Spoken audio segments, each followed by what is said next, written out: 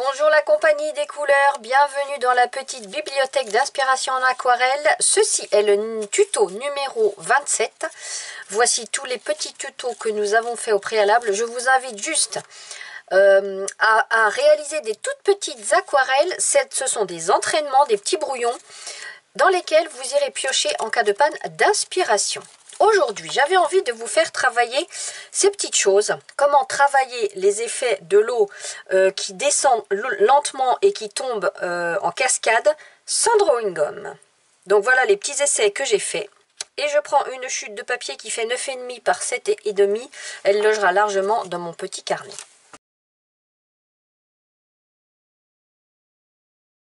Au niveau du dessin, il n'y a pas grand chose à faire, on va juste dessiner les deux rochers. Tout le reste, ça sera fait directement à la peinture. Alors pour dessiner les deux rochers, c'est pas compliqué.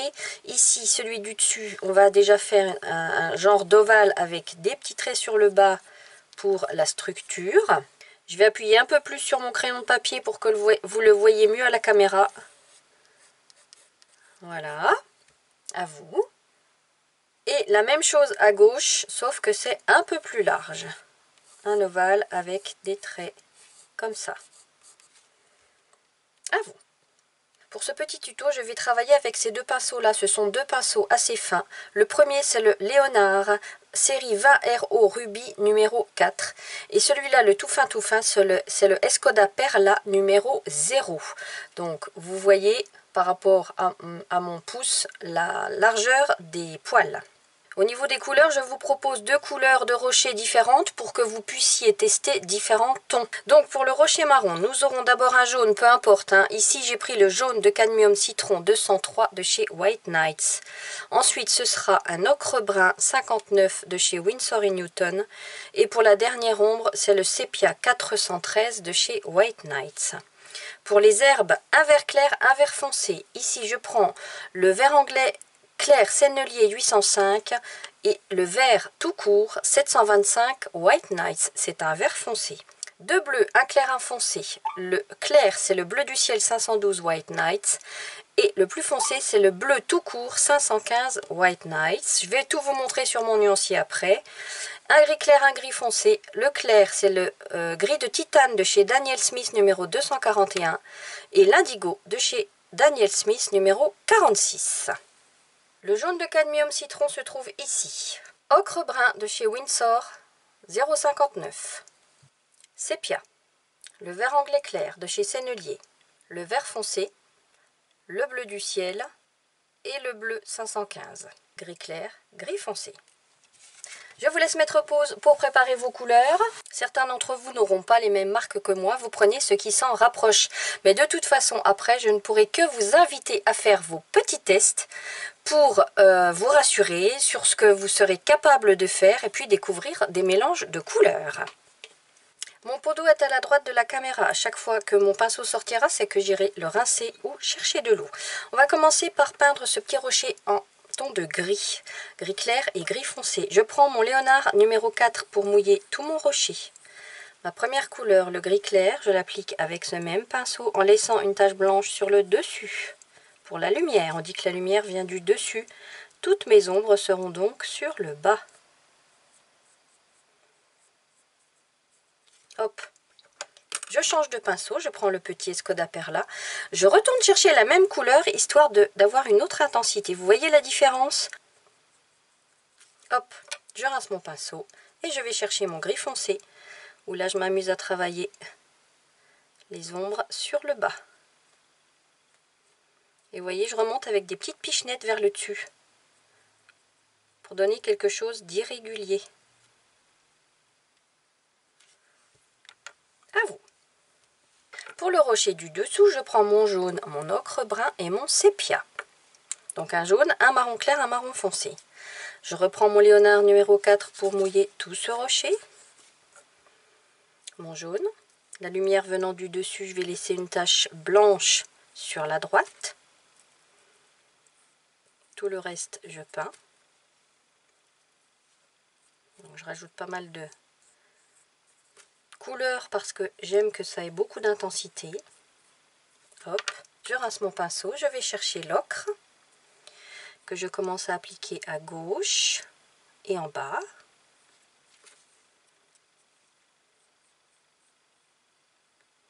Et un petit chouïa, petit liseré sur la droite.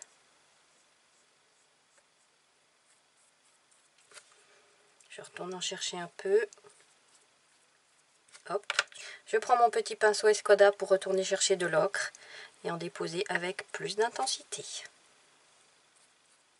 Vous voyez la différence là aussi. Hop. Je rince mon pinceau, je vais chercher mon sépia, toujours avec mon petit pinceau. Et je renforce mes ombres sur la gauche et en bas.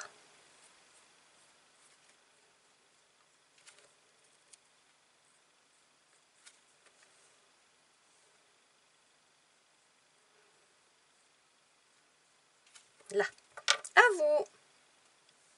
Maintenant, on va s'occuper de nos petites herbes qui sont là, avec le vert clair, le vert foncé et le bleu le plus foncé des deux. Je reprends mon pinceau Léonard numéro 4. Je vais chercher directement mon vert clair et je vais délimiter là où il y aura mon herbe.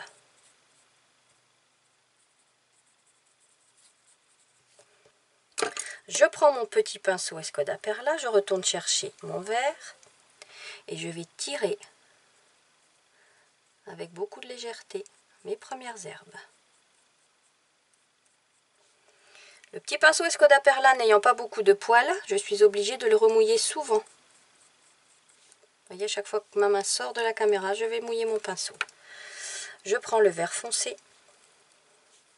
J'applique un petit peu de vert foncé ici. Et je vais tirer des herbes vert foncé. Mais de manière très légère. On peut même s'amuser à tirer des petites herbes derrière le rocher. Enfin bon, le bas là, il faut quand même que ça reste un peu humide pour pouvoir tirer nos herbes, pour que ce soit bien fondu. Je rince mon pinceau et je vais chercher mon bleu foncé pour donner un petit peu de mouvement à ce vert et tirer des petites herbes plus foncées mais plus petites que les autres. Puis à gauche, un peu plus grande. Je remouille mon pinceau.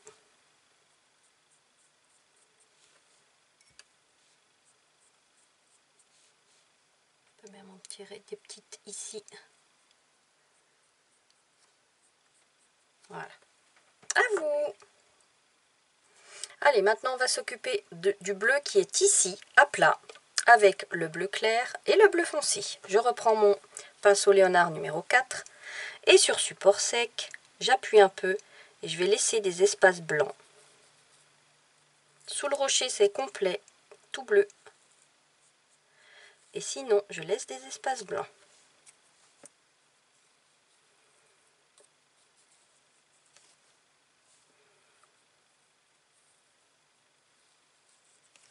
Je rince mon pinceau. Je vais chercher le bleu foncé.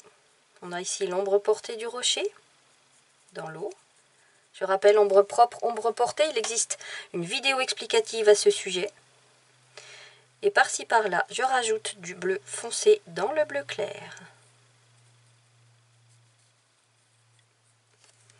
Et maintenant, avec le petit pinceau Escoda Perla, je vais commencer à tirer ce bleu pour amorcer la cascade.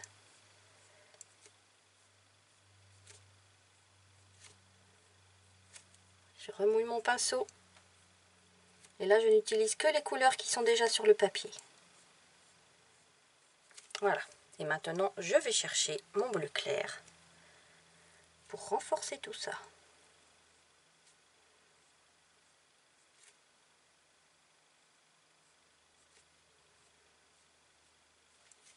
Et là, je commence à tirer le bleu avec des traits verticaux tout fins et des petits points.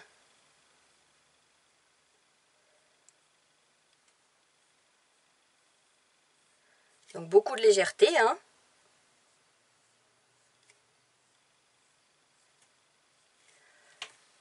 Vous voyez, je tire 3 traits décalés, un petit peu décalés vers le bas. Ça fait son petit effet.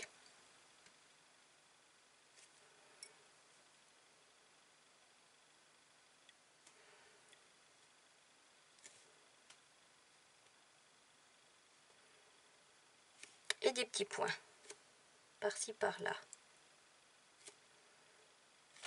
Voilà, il sera toujours temps après de rajouter hein, quelques petits traits. À vous. Sur le bas, on va faire l'eau qui gicle avec des petites courbettes comme ça. Le bleu foncé, toujours mon pinceau Escoda Perla, le tout fin tout fin. Et on va faire des petites spirales, des petites vagues.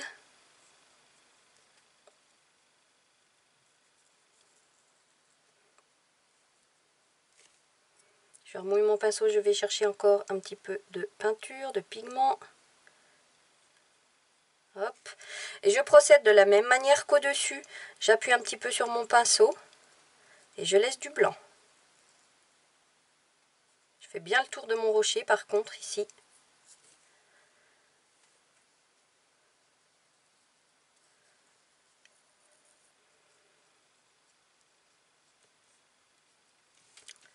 Là. Et avec le bleu foncé, je rajoute des petits traits, encore plus sur le bas. Et des petits points.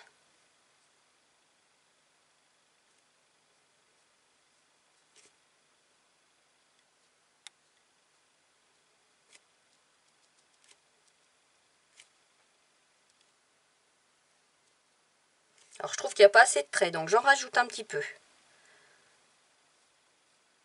Pour donner encore plus d'intensité au courant.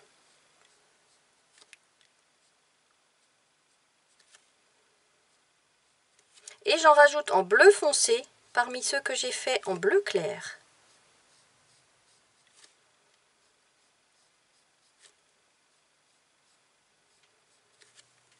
Donc je vous avais déjà proposé plusieurs exercices pour travailler l'eau, mais ça c'est encore une autre façon de faire.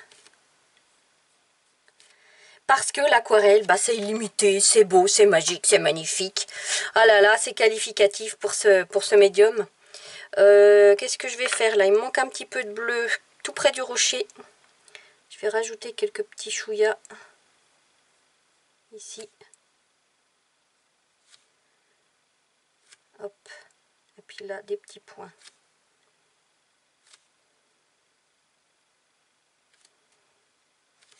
Oh, mais c'est déjà joli ça! À vous! Maintenant, je garde mon pinceau tout fin Escoda Perla, je reprends mon vert clair. Je vais appuyer sur mon pinceau pour tracer la base de l'herbe et après tirer mes herbes en remouillant très souvent mon pinceau, hein, bien sûr, et en empiétant sur mon rocher marron. Alors je peux tirer des herbes hautes jusqu'à l'eau du dessus.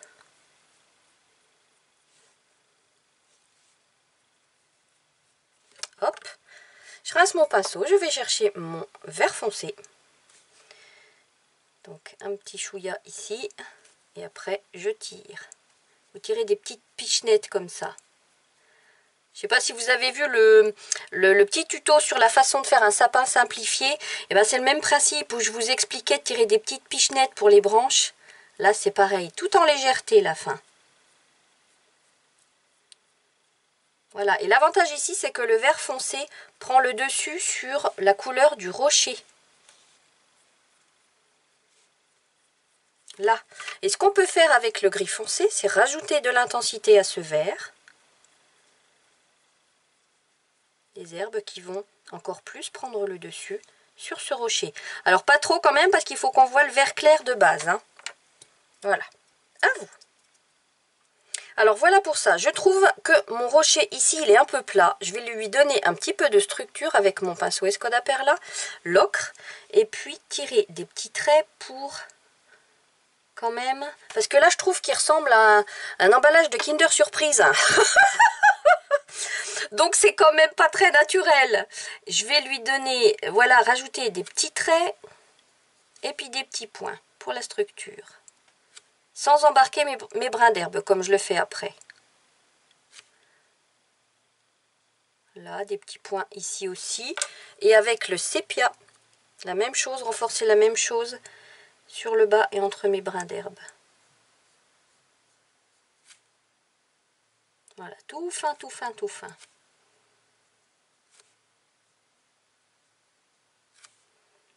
Là. Et on pourrait même ici avec le sépia, pareil, rajouter un petit peu de structure. Hein. Je le fais avec le sépia parce que je l'ai dans la main, mais ça pourrait être du gris aussi. Voilà. Voilà, voilà. Voilà un petit thème de plus dans notre carnet.